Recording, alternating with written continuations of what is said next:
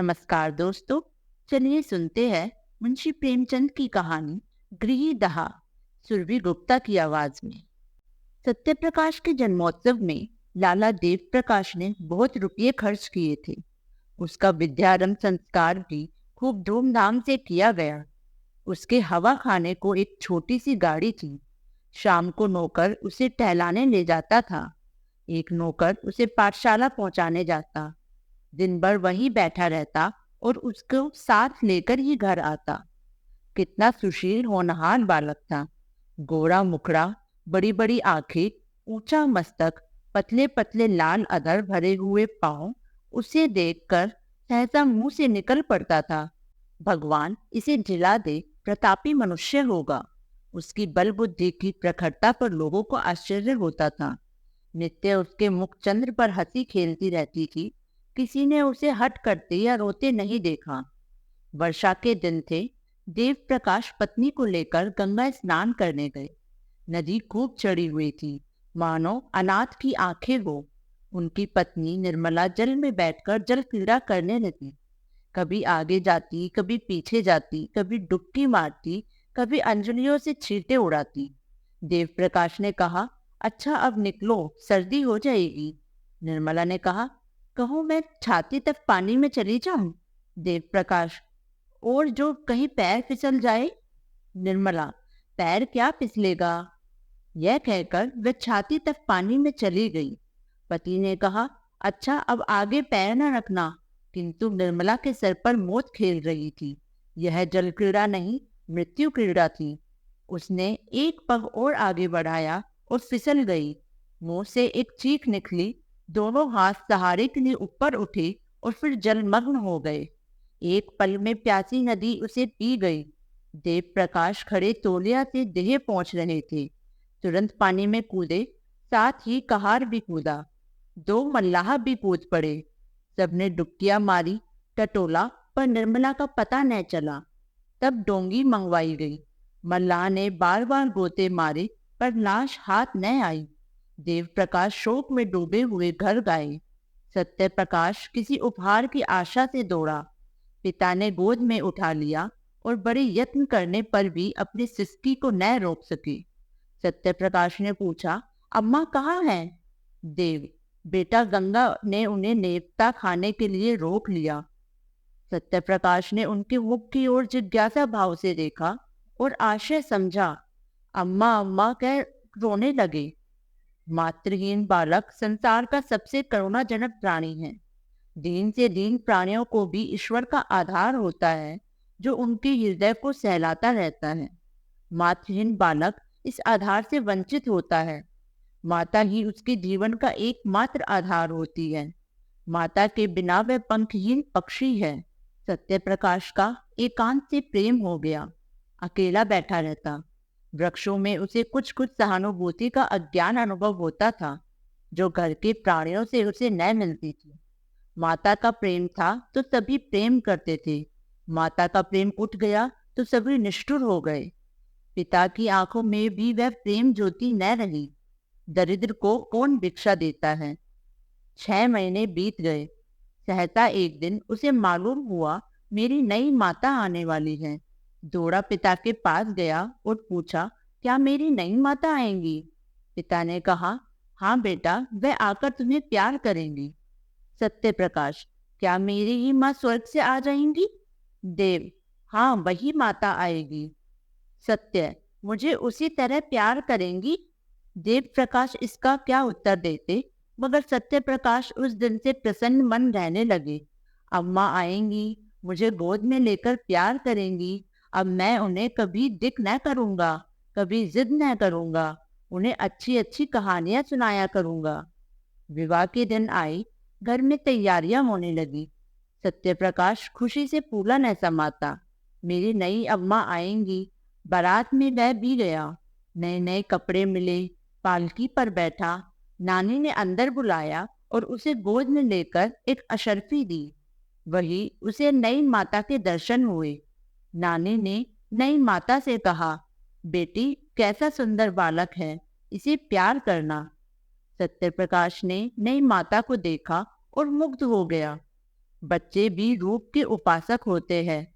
एक लावण्यमयी मूर्ति आभूषण से लगी सामने खड़ी थी। उसने दोनों हाथों से उसका आंचल पकड़कर कहा, अम्मा। कितना अरुचिकर शब्द था, कितना लज्जा युक्त, कितना अप्रिय। वह लल्ला जो देवप्रिया नाम से संबोधित होती थी, यह उत्तरदायी त्याग और क्षमा का संबोधन नहीं सह सकी। अभी वह प्रेम और विलास का सुख स्वप्न देख रही थी। यौवन काल की मदमय वायु तरंगों में आंदोलित हो रही थी। इस शब्द ने उसके स्वप्न को भंग कर दिया। कुछ रुष्ट होकर बोली, मुझे अम्मा मत कहो। सत्यप्रकाश ने विस्मित नेत्रों से देखा। उसका बाल स्वप्न भी भंग हो गया। आंखें डबडबा गई। नानी ने कहा, बेटी देखो, लड़के का दिल छोटा हो गया। वह क्या जाने क्या कहना चाहिए। अम्मा कह दिया तो तुम्हें कौन सी चोट लग गई। देवप्रिया ने कहा, मुझे अम्मा ना कहे। सोत का पुत्र विमाता की आंखों में क्यों इतना खटकता है, इसका निर्णय आज तक किसी मनोभाव के पंडित ने नहीं किया। हम किस गिनती में हैं? देवप्रिया जब तक गर्भिणी न हुई, वह सत्य प्रकाश से कभी कभी बातें करती, कहानियां सुनाती, किंतु गर्भिणी होते ही उसका व्यवहार कठोर हो गया और प्रसव काल ज्यों-ज्यों निकट आता था, उसकी कठोरता बढ़ती ही जाती थी। जिस दिन उसकी गोद में एक चांद से बच्चे का आगमन हुआ, सत्य प्रकाश खूब उछला, कूदा और सौर गृह में दौड़ा हुआ बच्चे को देखने लगा। बच्चा देवप्रिया की गोद में सो रहा था। सत्य प्रकाश ने बड़ी उत्सुकता से बच्चे को विमाता की गोद से उठाना चाहा कि सहसा देवप्रिया ने सरोष स्वर में कहा, खबरदार, इसे मत छूना, नहीं तो कान पकड़कर उखाड़ दूंगी। बालक उल्टे पांव लौट गया और कोठे की छत पर जाकर खूब रोया। कितना सुंदर बच्चा है, मैं उसे गोद में लेकर बैठता तो कैसा मजा आता।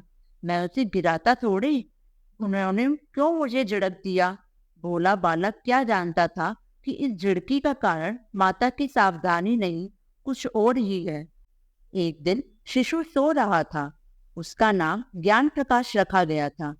देवप्रिया स्नानागार में थी। सत्य प्रकाश चुपके से आया और बच्चे का ओढ़ना हटाकर उसे अनुरागमय नेत्रों से देखने लगा। उसका जी कितना चाहा कि उसे गोद में लेकर प्यार करूं, पर डर के मारे उसने उसे उठाया नहीं, केवल उसके कपोलों को चूमने लगा। इतने में देवप्रिया निकल आई। सत्य प्रकाश को बच्चे को चूमते देखकर आग हो गई। दूर ही से डांटा, हट जा वहां से। सत्य प्रकाश माता को दीन नेत्रों से देखता हुआ बाहर निकल आया। संध्या समय उसके पिता ने पूछा, तुम लल्ला को क्यों रुलाया करते हो? सत्य प्रकाश, मैं तो उसे कभी नहीं रुलाता, अम्मा खिलाने ही कहा देती है। देव प्रकाश, झूठ बोलते हो, आज तुमने बच्चे को चुटकी काटी। सत्य प्रकाश, जी नहीं, मैं तो उसकी मुच्छिया ले रहा था। देव प्रकाश, झूठ बोलता है। सत्य प्रकाश, मैं झूठ नहीं बोलता। देव प्रकाश को क्रोध आ गया। लड़के को 2-3 तमाचे लगाए। पहली बार यह ताड़ना मिली और निरपराध। इसने उसके जीवन की काया पलट कर दी। उस दिन से सत्य प्रकाश के स्वभाव में एक विचित्र परिवर्तन दिखाई देने लगा। वह घर में बहुत कम आता। पिता आते तो उनसे मुंह छिपाता फिरता। कोई खाना खाने को बुलाने आता तो चोरों की भांति दुबका हुआ जाकर खा लेता, न कुछ मांगता न कुछ बोलता। पहले अत्यंत कुशाग्र बुद्धि था। उसकी सफाई, सलीके और फुर्ती पर लोग मुग्ध हो जाते थे। अब वह पढ़ने से जी चुराता, मैले कुचैले कपड़े पहने रहता। घर में कोई प्रेम करने वाला न था। बाजार के लड़कों के साथ गली गली घूमता, कनकोवे लूटता, गालियां बकना भी सीख गया। शरीर भी दुर्बल हो गया। चेहरे की कांति गायब हो गई। देव प्रकाश को अब आए दिन उसकी शरारतों की उलाने मिलने लगी और सत्य प्रकाश नित्य गुड़किया और तमाचे खाने लगा। यहाँ तक कि अगर वह घर में किसी काम से चला जाता तो सब लोग दूर दूर करके दौड़ते। ज्ञान प्रकाश को पढ़ाने के लिए मास्टर आता था। देव प्रकाश उसे रोज सैर कराने साथ ले जाते। हसमुख लड़का था। देवप्रिया उसे सत्य प्रकाश के साथ से ही बचाती रहती थी। दोनों लड़कों में कितना अंतर था। एक साफ सुथरा सुंदर कपड़े पहनने वाला शील और विनय का पुतला, सच बोलने वाला। देखने वालों के मुंह से अनायास ही दुआ निकल आती थी। दूसरा मैला नटखट चोरों की तरह मुंह छिपाए हुए मुंहफट बात करके गालियां बकने वाला। एक हरा भरा पौधा था, प्रेम से पल्लवित, स्नेह से सिंचित। दूसरा सूखा हुआ टेढ़ा पल्लवहीन नववृक्ष था, जिसकी जड़ों को एक मुद्दत से पानी नहीं नसीब हुआ।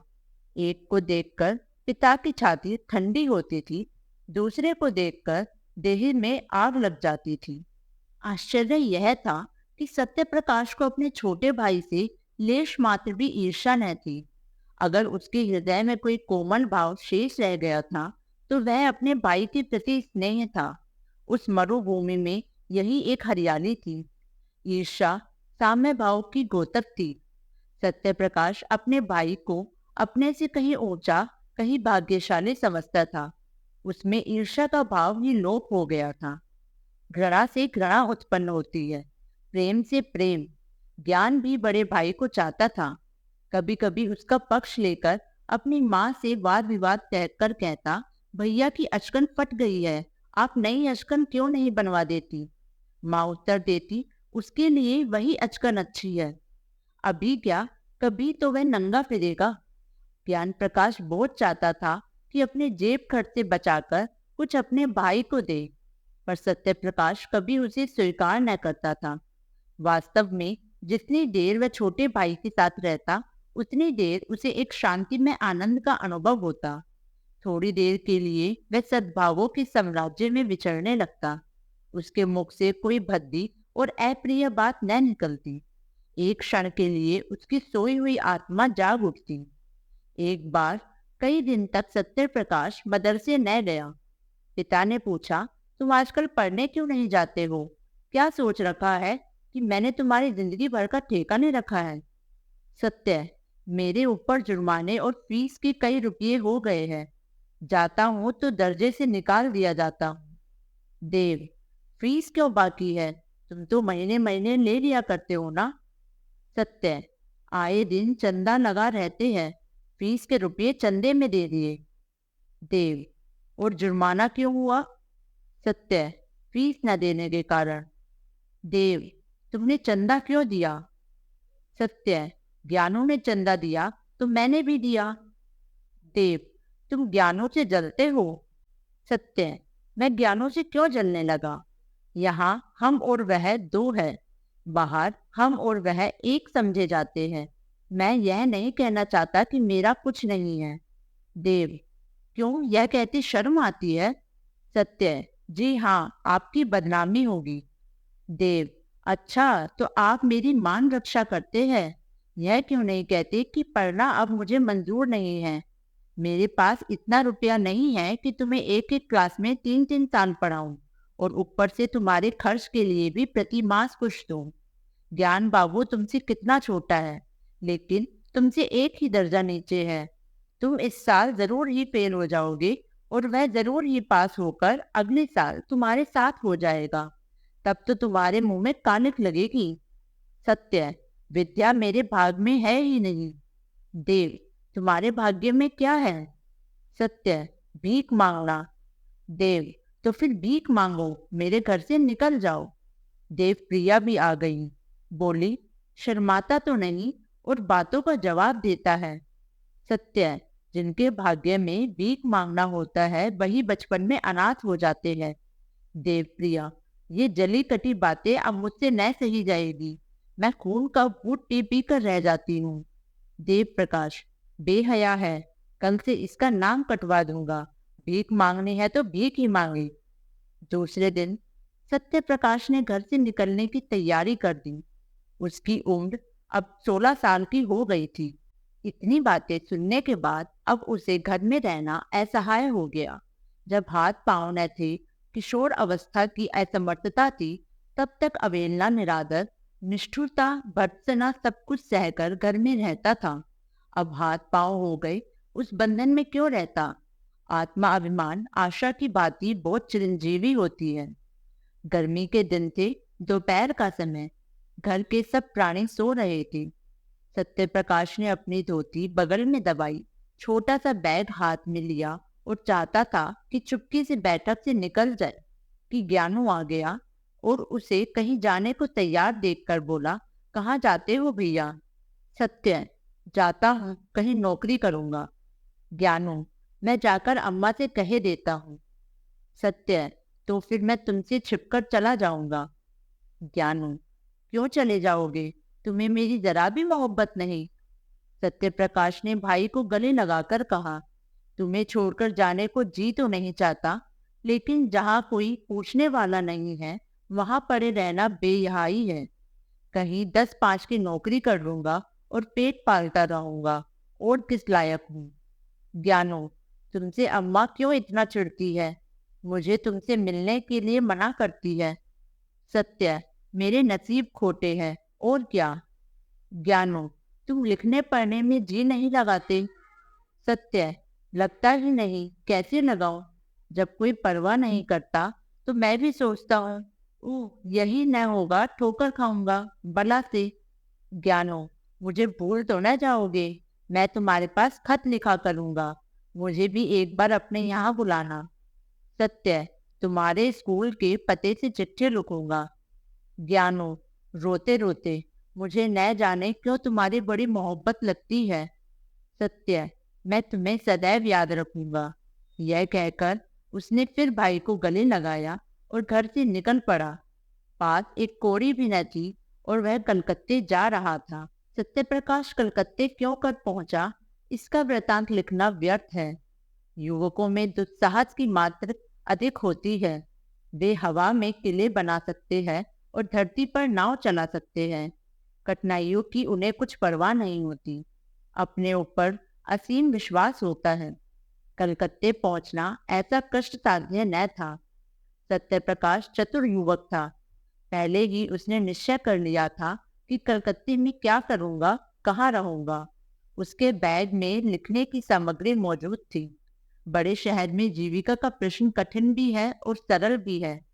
सरल है उनके लिए जो हाथ से काम कर सकते हैं, कठिन है उनके लिए जो कलम से काम करते हैं। सत्यप्रकाश मजदूरी करना नीच काम समझता था। उसने एक धर्मशाला में असबाब रखा। बाद में शहर के मुख्य स्थानों का निरीक्षण करके एक डाकघर के सामने लिखने का सामान लेकर बैठ गया और ऐपर मजदूरों की चिट्ठियां, मनी ऑर्डर आदि लिखने का व्यवसाय करने लगा। पहले कई दिन तो उसको इतने पैसे भी ना मिले कि भरपेट भोजन करता, लेकिन धीरे धीरे आमदनी बढ़ने लगी।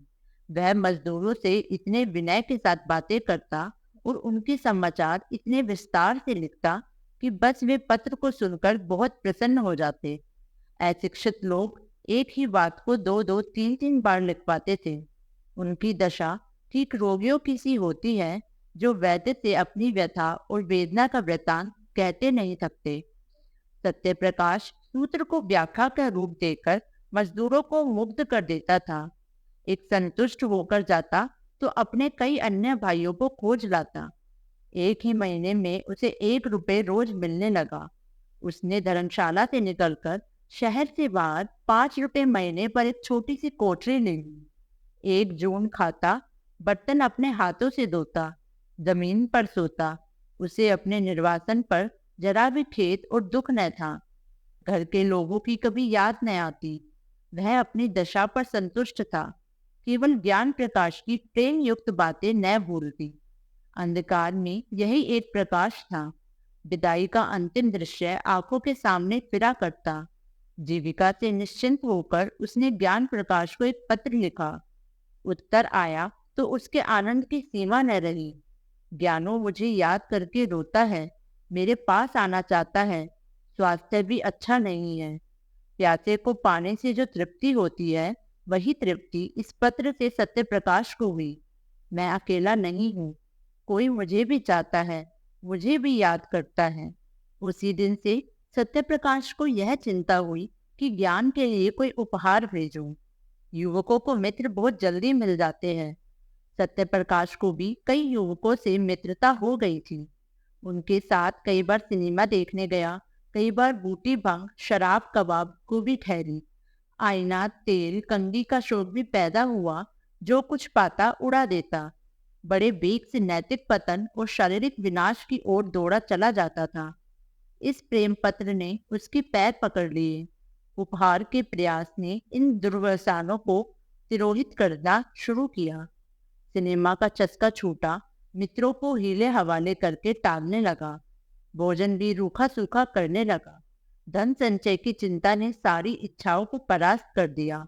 उसने निश्चय किया कि अच्छी सी घड़ी भेजो। उसका दाम कम से कम 40 रुपए होगा। अगर 3 महीने तक एक कौड़ी का भी अपव्यय ना करूं तो घड़ी मिल सकती है। ज्ञानू घड़ी देखकर कैसा खुश होगा। अम्मा और बाबूजी भी देखेंगे। उन्हें मालूम हो जाएगा कि मैं भूखा नहीं मर रहा हूँ। किफायत की धुन में वह बहुधा दिया बत्ती भी ना करता। बड़े सवेरे काम करने चला जाता और सारे दिन 2-4 पैसे की मिठाई खाकर काम करता रहता। उसके ग्राहकों की संख्या दिन दूनी होती जा रही थी। चिट्ठी पत्री के अतिरिक्त अब उसने तार लिखने का भी अभ्यास कर लिया था। 2 ही महीने में उसके पास 50 रुपए एकत्र हो गए और जब घड़ी के साथ सुनहरी चैन का पार्सल बनाकर ज्ञानों के नाम भेजा तो उसका चित्त इतना उत्साहित था मानो किसी निसंतान पुरुष के बालक हुआ हो।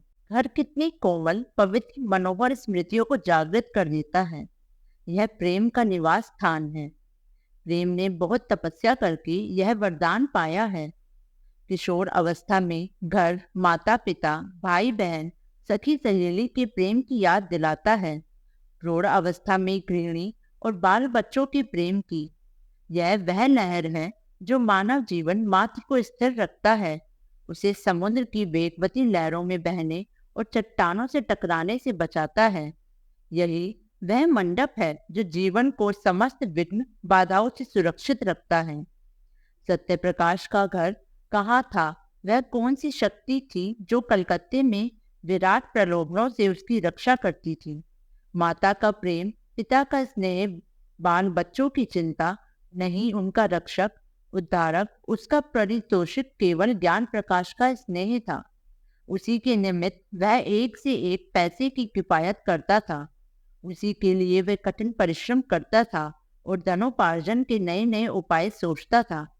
उसे ज्ञान प्रकाश के पत्रों से मालूम हुआ था कि इन दिनों देव प्रकाश की आर्थिक स्थिति अच्छी नहीं है। वे एक घर बनवा रहे हैं जिसमें व्यय अनुमान से अधिक हो जाने के कारण ऋण लेना पड़ा है।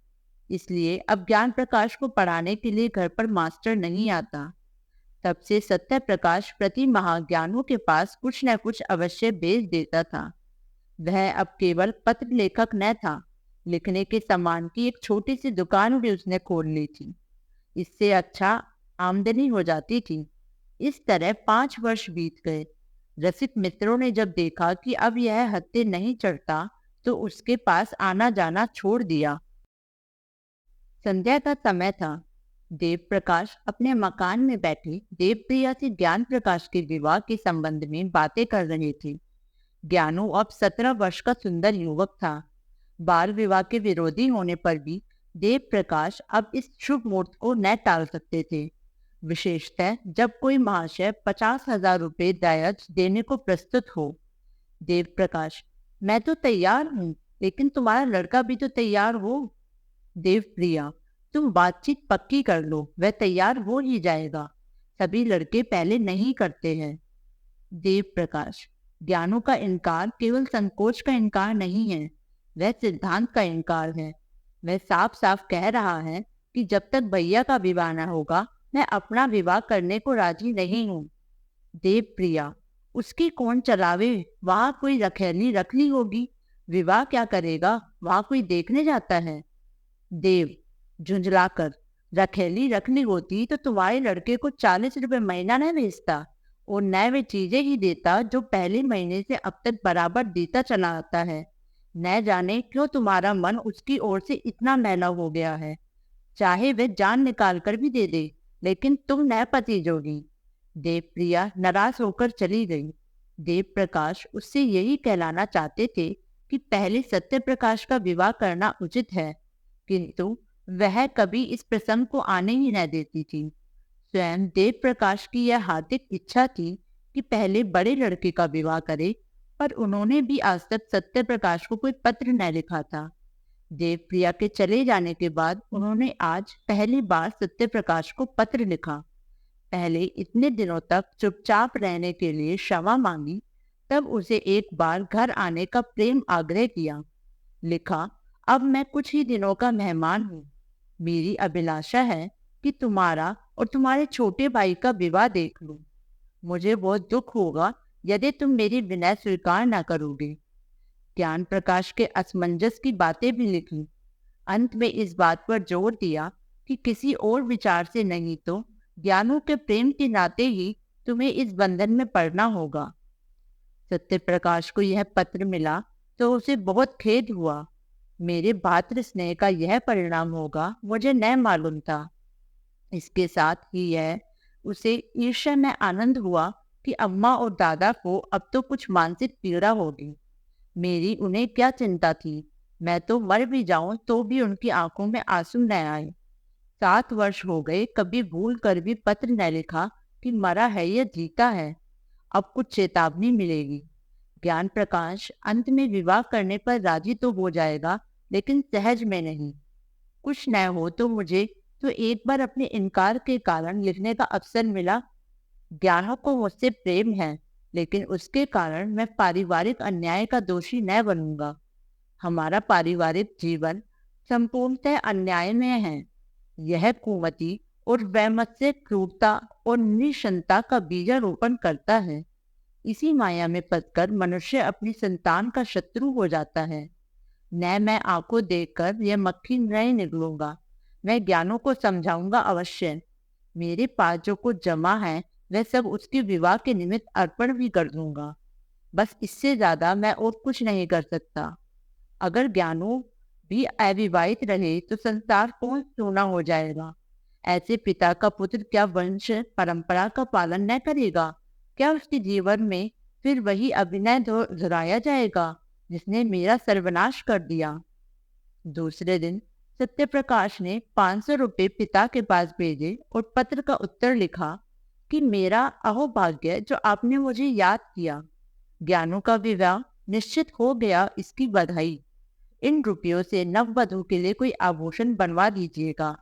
रही मेरे विवाह की बात, मैंने अपनी आंखों से जो कुछ देखा है और मेरे सिर पर जो कुछ बीता है, उस पर ध्यान देते हुए यदि मैं कुटुंब पाश में फंसूं तो मुझसे बड़ा उल्लू संसार में न होगा। मुझे आशा है आप मुझे क्षमा करेंगे। विवाह की चर्चा ही से मेरे हृदय को आघात पहुंचता है। दूसरा पत्र ज्ञान प्रकाश को लिखा कि माता पिता की आज्ञा को शिरोधार्य करो। मैं अपर मूर्ख बुद्धिहीन आदमी हूँ। मुझे विवाह करने का कोई अधिकार नहीं है। मैं तुम्हें विवाह के शुभोत्सव में सम्मिलित न हो सकूंगा, लेकिन मेरे लिए इससे बढ़कर आनंद और संतोष का कोई विषय नहीं हो सकता। देव प्रकाश यह पढ़कर अवाक रह गए। फिर आग्रह करने का साहस न हुआ। देवप्रिया ने नाक सिकोड़ कर कहा, यह लोंडा देखने को सीधा है जहर का बुझाया हुआ। कैसा सो गोश्त से बैठा हुआ बर्छियों से छेद रहा है। किंतु ज्ञान प्रकाश ने यह पत्र पढ़ा तो उसे मर्माघात पहुंचा। दादा और अम्मा के अन्याय ने ही उन्हें यह भीषण व्रत धारण करने पर बाध्य किया है। इन्हीं ने ही उन्हें निर्वासित किया है, और शायद सदा के लिए। न जाने अम्मा को उनसे क्यों इतनी जलन हुई। मुझे तो अब याद आता है कि किशोर अवस्था से ही वे बड़े आज्ञाकारी, विनयशील और गंभीर थे। अम्मा की बातों का उन्हें जवाब देते नहीं सुना। मैं अच्छे से अच्छा खाता था, फिर भी उनके तीवर मैले ना हुए। हालांकि उन्हें जलना चाहिए था।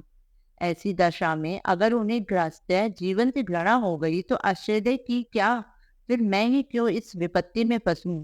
कौन जाने मुझे भी ऐसी परिस्थिति का सामना करना पड़े।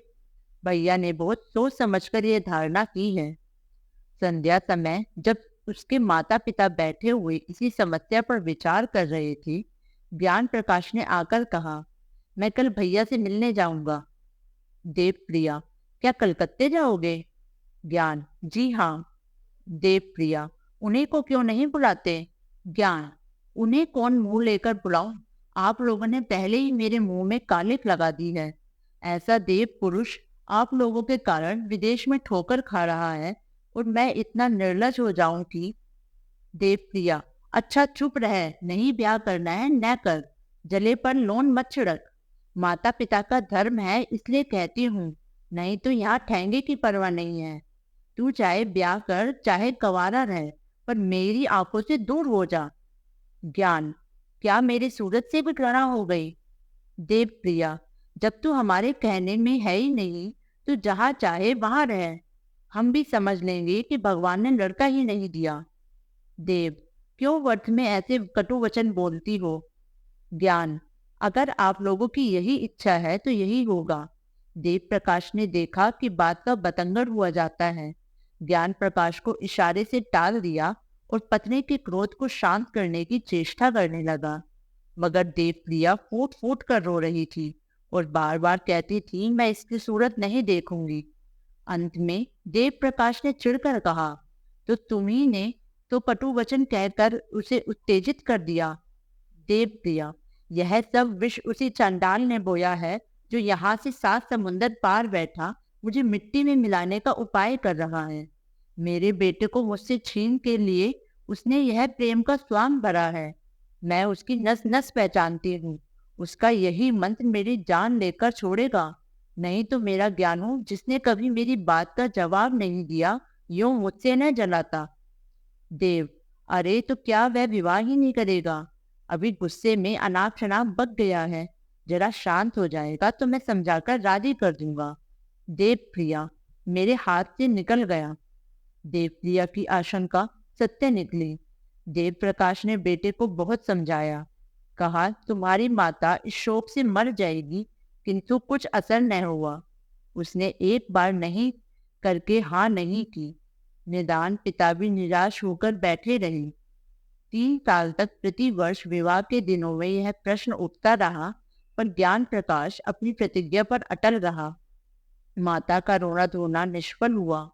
हाँ, उसने माता की एक बात मान ली, वह भाई से मिलने कलकत्ता न गया। 3 साल में घर में बड़ा परिवर्तन हो गया। देवप्रिया की तीनों कन्याओं का विवाह हो गया। अब घर में उसके सिवा कोई स्त्री न थी। सूना घर उसे फाड़े खाता था। जब वह नैराश्य और क्रोध से पागल हो जाती तो सत्य प्रकाश को खूब जी भर कर कोसती। मगर दोनों भाइयों में प्रेम पत्र व्यवहार बराबर होता रहता था। देव प्रकाश के स्वभाव में एक विचित्र उदासीनता प्रकट होने लगी। उन्होंने पेंशन ले ली थी और प्राय धर्म ग्रंथों का अध्ययन किया करते थे। ज्ञान प्रकाश ने भी आचार्य की उपाधि प्राप्त कर ली थी और एक विद्यालय में अध्यापक हो गए थे। देवप्रिया अब संसार में अकेली थी। देवप्रिया अपने पुत्र को गृहस्थी की ओर खींचने के लिए नित्य टोने टोटके किया करती। बिरादरी में कौन सी कन्या सुंदरी है, गुणवती है, सुशिक्षिता है, उसका बखान किया करती, मगर ज्ञान प्रकाश को इन बातों के सुनने में फुर्सत नहीं थी। मोहल्ले के और घरों में नित्य ही विवाह होते रहते थे। बहुएं आती थी, उनकी गोद में बच्चे खेलने लगते थे, घर गुलजार हो जाता था। कहीं विदाई होती थी, कहीं बधाइयाँ आती थी, कहीं गाना बजाना होता था, कहीं बाजे बजते थे। यह चहल पहल देखकर देवप्रिया का चित्त चंचल हो जाता। उसे मालूम होता, मैं इस संसार में सबसे अभागिनी हूँ। मेरे ही भाग्य में यह सुख भोगना नहीं बता है। भगवान, ऐसा भी कोई दिन आएगा कि मैं अपनी बहू का मुख चंद्र देखूंगी, उसके बालकों को गोद में खिलाऊंगी।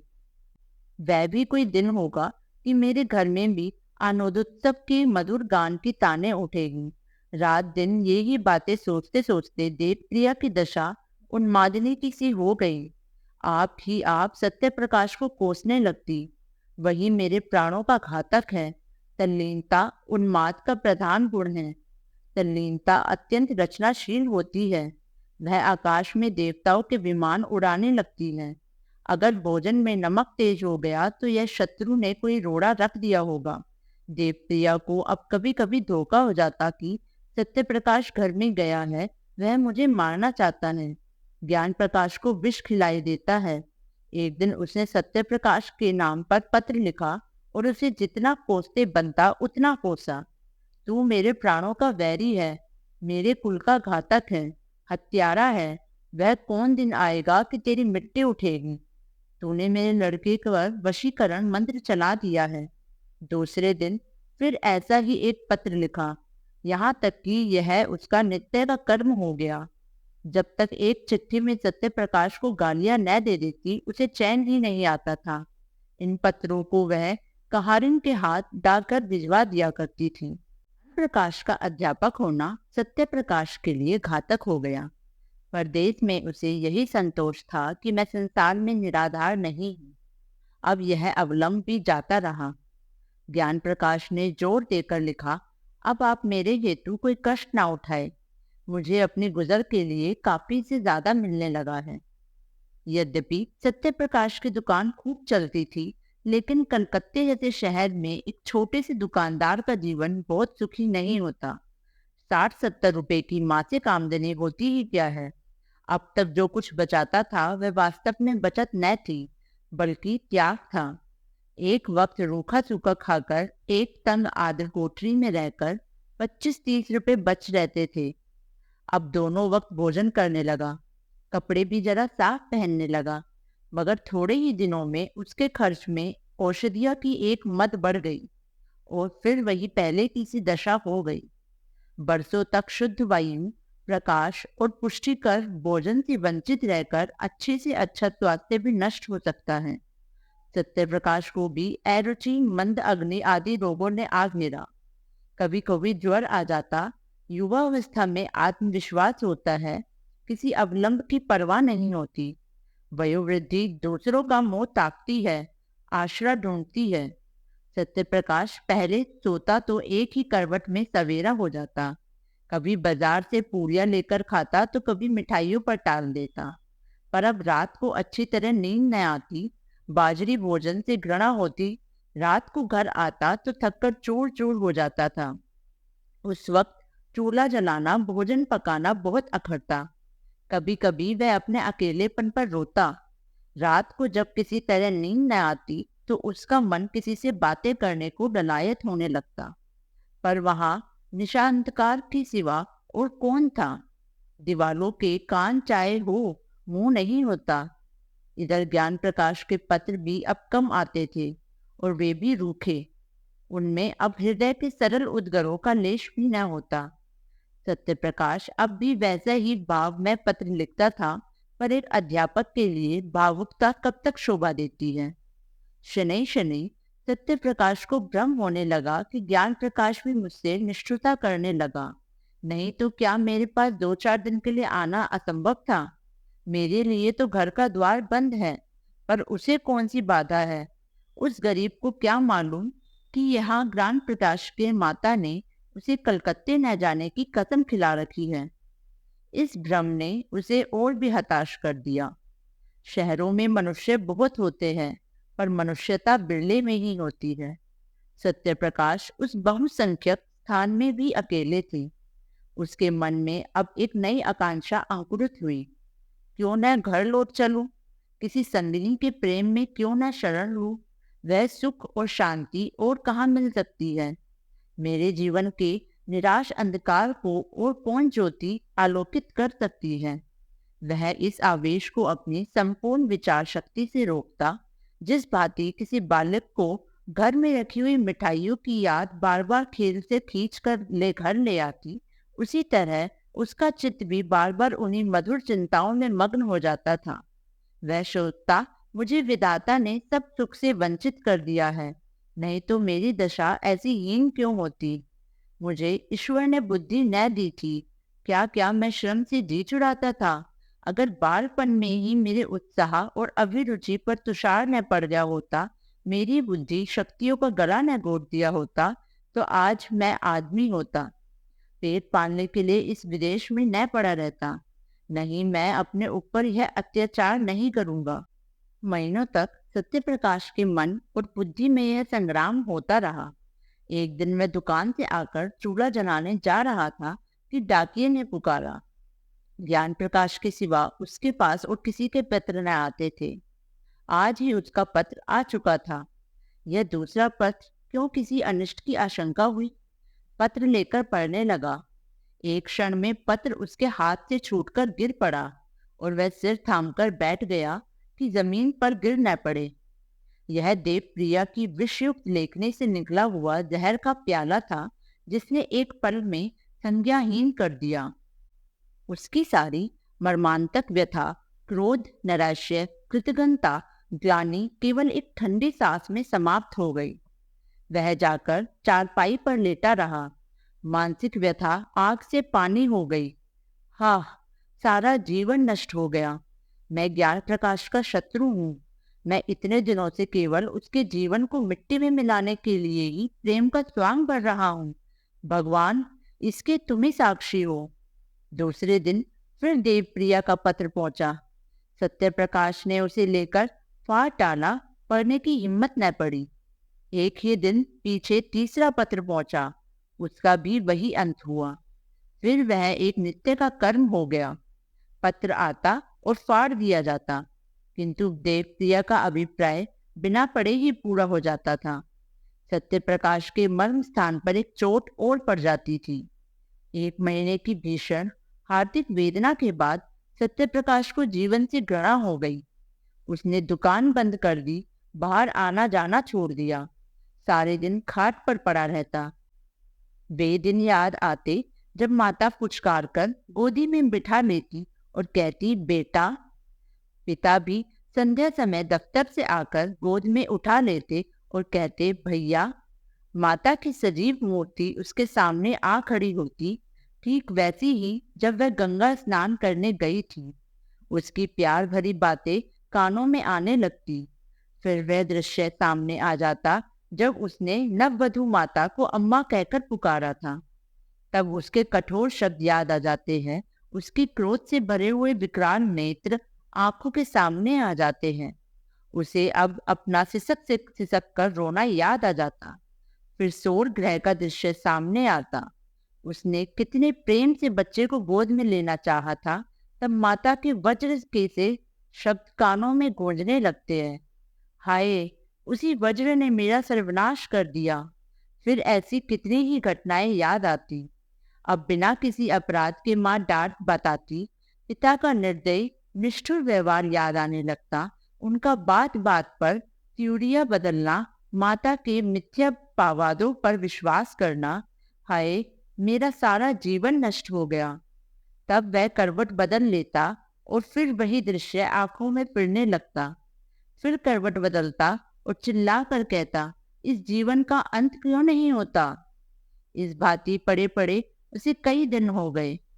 संध्या हो गई थी कि सहसा उसके द्वार पर किसी के पुकारने की आवाज सुनाई पड़ी।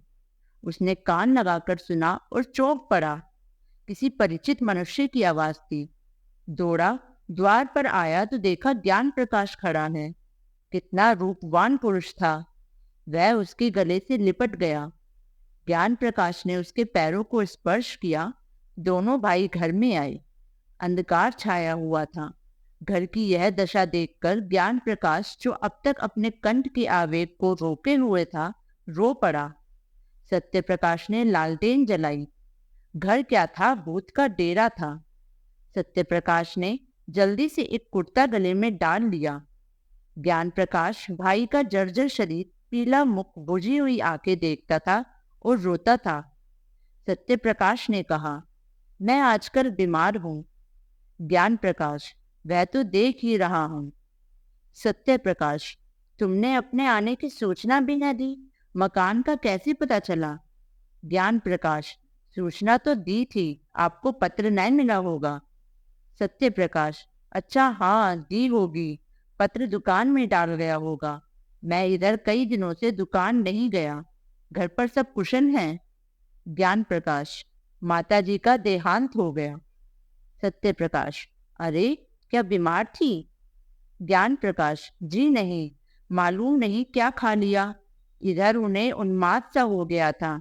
पिताजी ने कुछ कटु वचन कहे थे, शायद इसी पर कुछ खा लिया। सत्य प्रकाश, पिताजी तो कुशल से हैं। ज्ञान प्रकाश, हाँ, अभी मरे नहीं हैं। सत्य प्रकाश, अरे क्या बहुत बीमार हैं। ज्ञान प्रकाश, माता ने विष खा लिया तो वे उनके मुंह खोलकर दवा पिला रहे थे। माताजी ने जोर से उनकी 2 उंगलियां काट ली। वही शरीर उनके शरीर में भी पहुंच गया। तब से सारा शरीर सूज गया है। अस्पताल में पड़े हुए किसी को देखते हैं तो काटने दौड़ते हैं। बचने की आशा नहीं है। सत्य प्रकाश, तब तो घर ही चौपट हो गया। ज्ञान प्रकाश, ऐसे घर को अब से बहुत पहले चौपट हो जाना चाहिए था। तीसरे दिन दोनों भाई प्रातःकाल कलकत्ते से विदा होकर चल दिए। दोस्तों, अगर आपको ये कहानी अच्छी लगी तो इसको लाइक, शेयर और कमेंट जरूर करें और हमारे चैनल को सब्सक्राइब करें। धन्यवाद।